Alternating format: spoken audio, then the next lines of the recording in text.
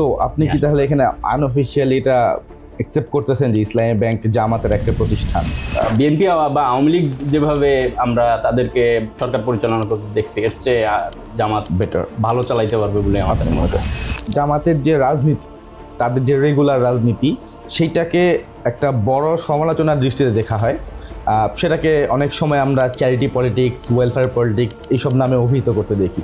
জামাত পরিচয় দিয়ে বা এই পরিচয়কে অন করে জামাতের বাইরের লোকজনও পলিটিক্স করা শুরু করতেছে। আসসালামু আলাইকুম এভরিওয়ান। আলাপ সালাপের আজকের অতিথি বাংলাদেশের বুয়েটের অ্যালামনাই এবং মিশিগান স্টেট ইউনিভার্সিটি থেকে ম্যাটেরিয়াল সায়েন্সের উপর পিএইচডি করা ডক্টর তানজিলুর রহমান ভাই। আসসালামু আলাইকুম ভাই, কেমন আছেন? ওয়ালাইকুম আসসালাম, আলহামদুলিল্লাহ। কেমন আছেন আপনি? আলহামদুলিল্লাহ ভাই, ভালো আছি।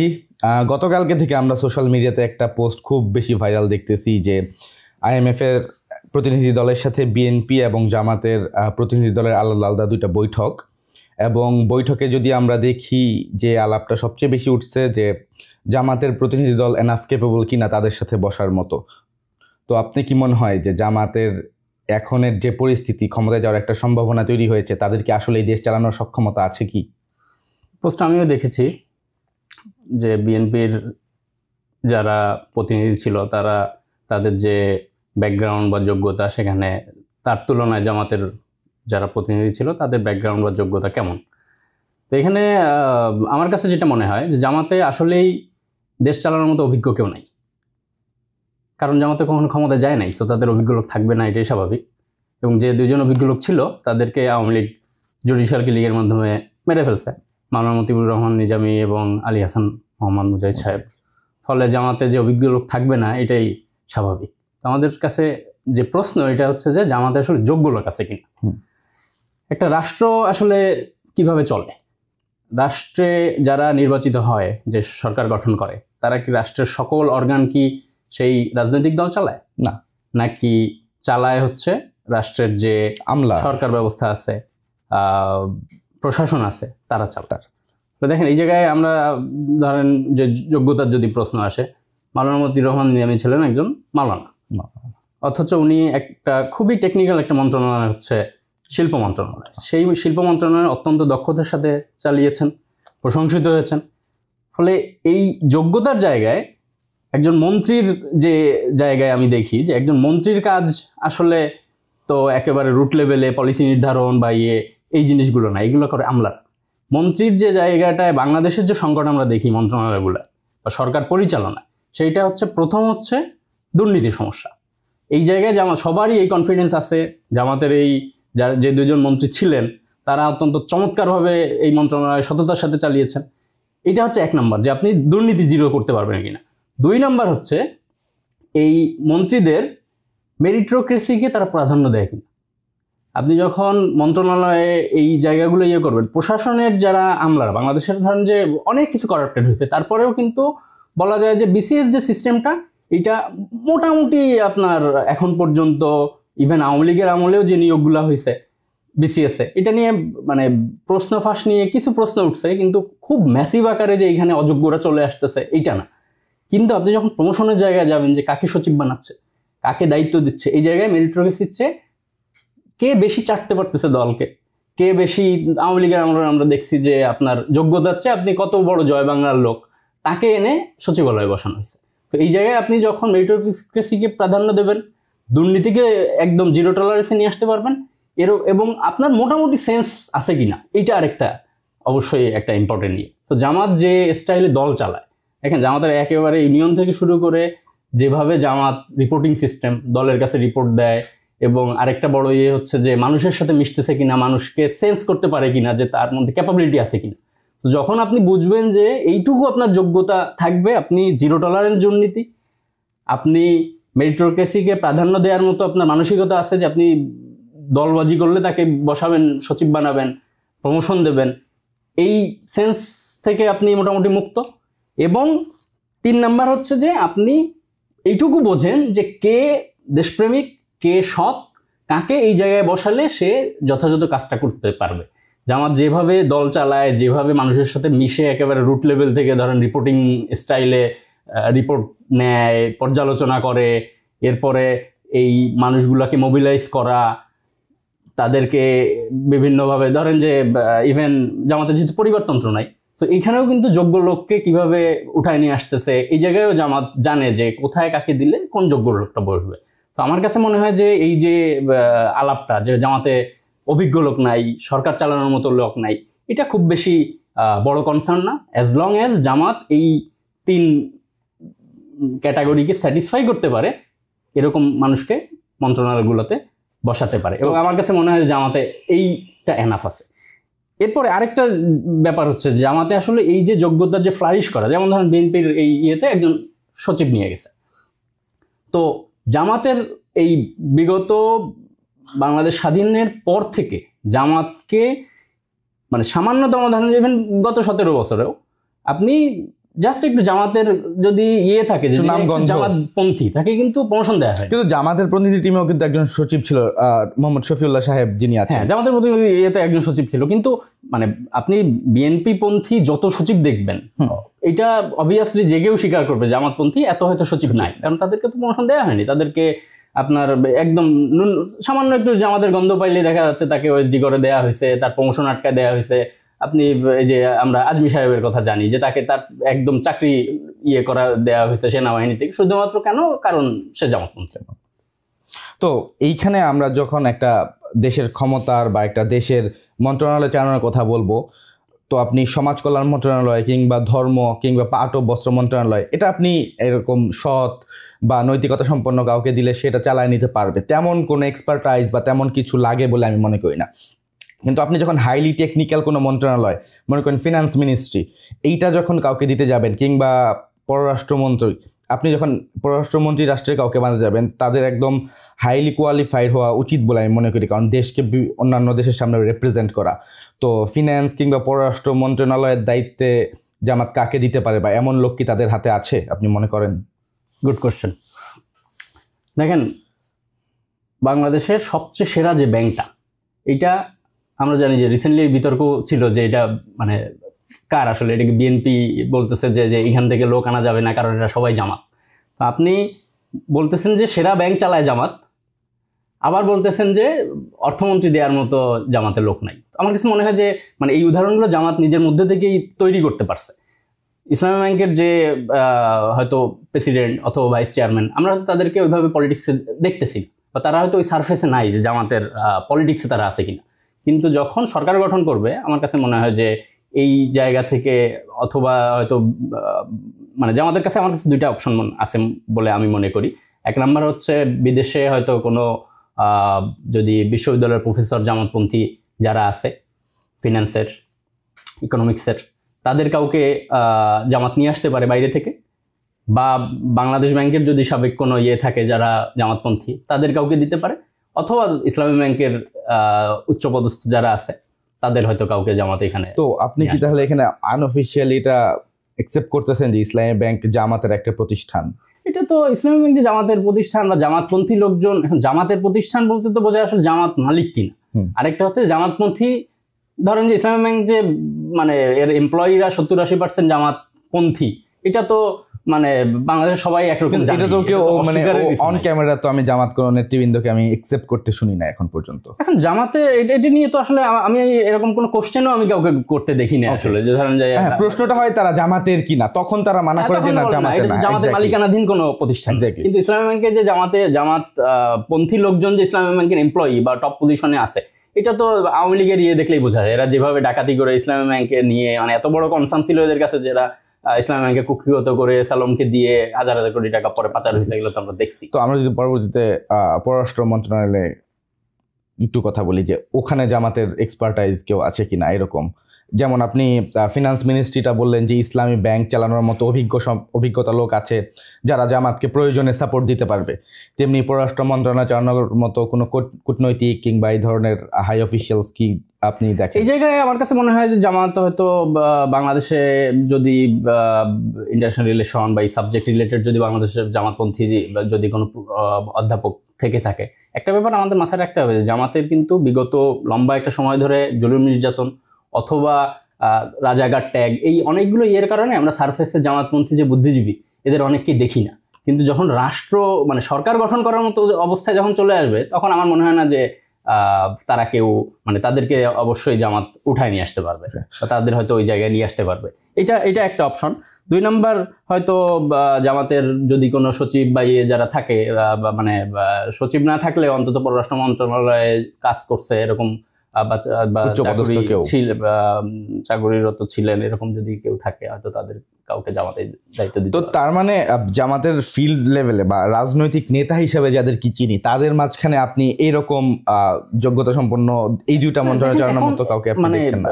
একটা দেশে তো বাংলাদেশে মন্ত্রণালয় আছে হয়তো 50টা, তো এই 50-এর মতো ইয়েতে আপনি সব জায়গায় হয়তো একদম বেস্ট ফিট বসাইতে পারবেন এরকম আমি মনে করি না, যেহেতু জামাতের আগের অভিজ্ঞতা নাই পুরোপুরি নিজে নিজে একটা সরকার গঠন করার।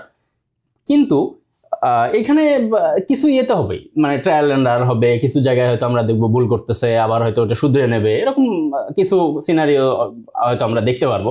কিন্তু তার মানে আমি প্রথমে যে 3টা ক্রাইটেরিয়ার কথা বলছি, ওই জায়গা থেকে আমার কাছে মনে হয় যে অন্তত পক্ষে বিএনপি বা আওয়ামী লীগ যেভাবে আমরা তাদেরকে বাংলাদেশ পরিচালনা করতে দেখছি, সরকার পরিচালনা করতে দেখছি, এর চেয়ে জামাত বেটার ভালো চালাইতে পারবে বলে আমার কাছে মনে হয়।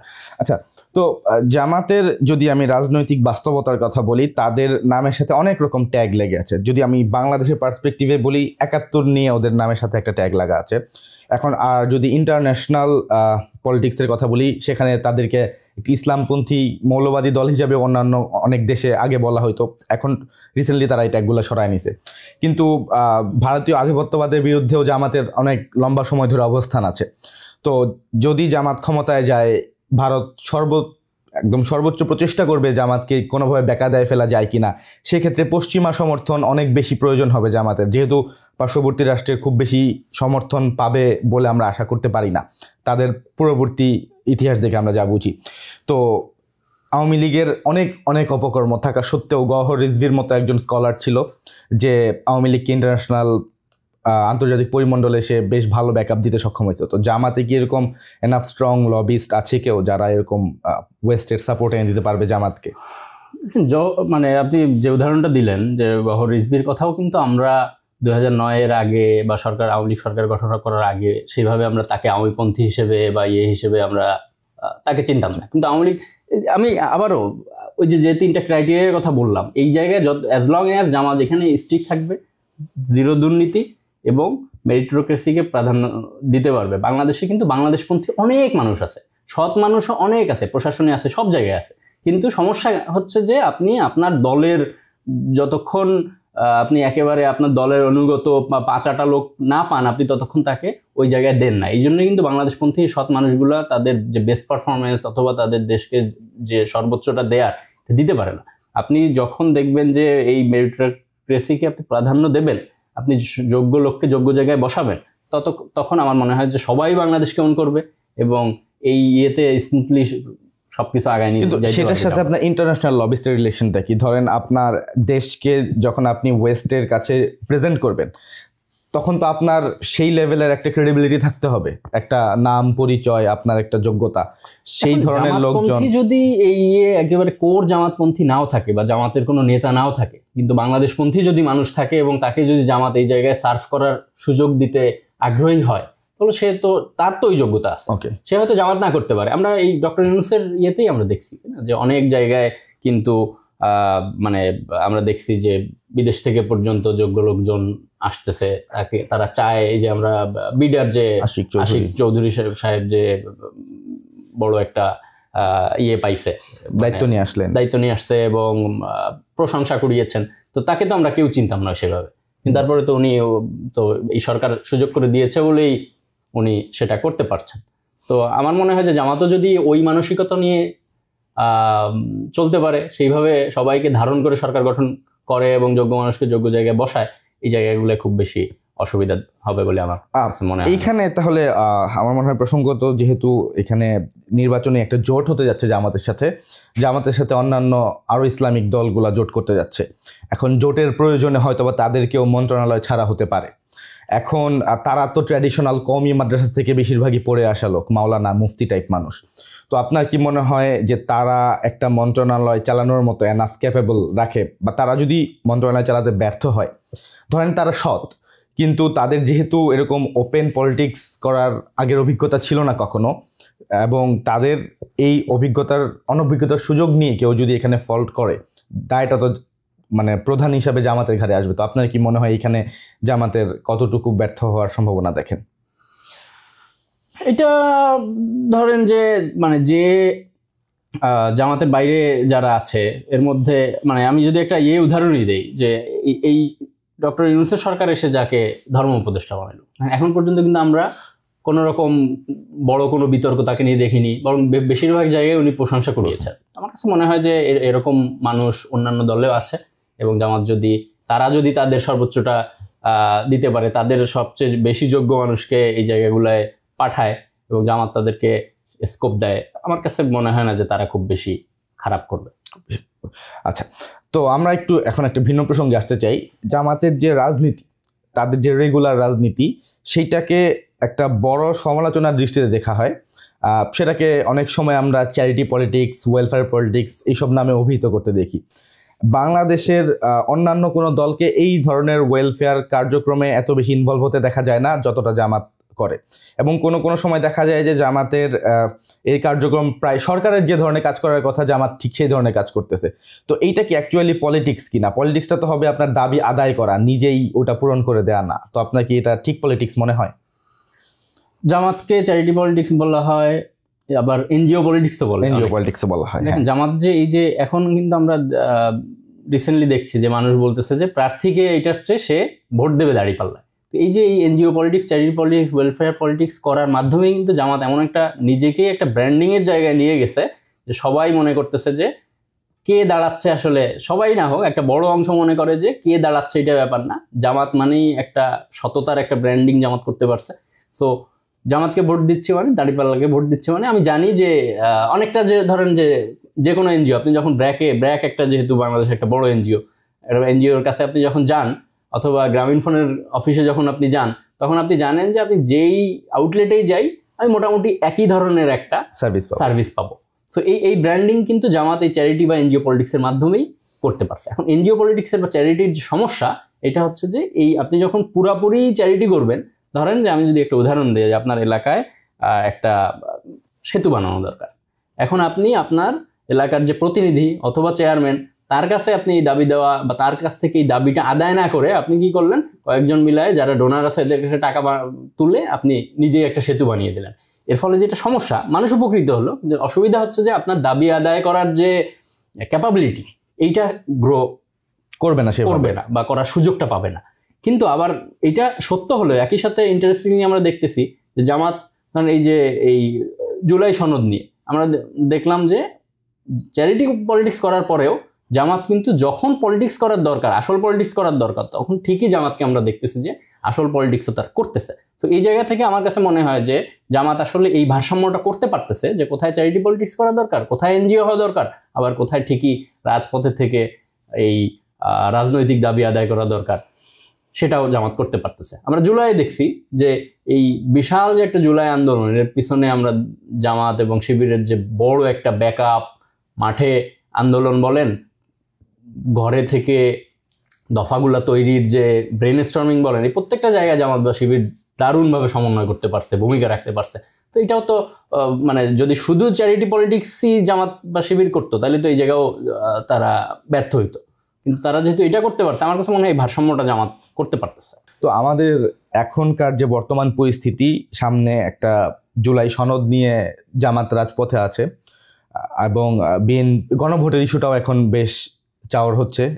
বিএনপি ভোটের দিন চাচ্ছে এবং জামাত জাতীয় নির্বাচনের আগেই চাচ্ছে গণভোট, এবং ফেব্রুয়ারিতে জাতীয় নির্বাচন। সব মিলিয়ে দেশ এখন বেশ রাজনৈতিকভাবে অ্যাক্টিভ। তো আপনি এই অ্যাক্টিভ রাজনৈতিক পরিবেশে জামাতের রাজনৈতিক ভবিষ্যৎ কেমন দেখছেন? ডাকসু, রাকসু, জাকসু, চাকসু, চারটা বড় বড় বিশ্ববিদ্যালয়ে ছাত্র শিবির জেতার পরে অবশ্যই জামাত একটা দারুণ একটা জায়গায় আসছে পলিটিক্যালি।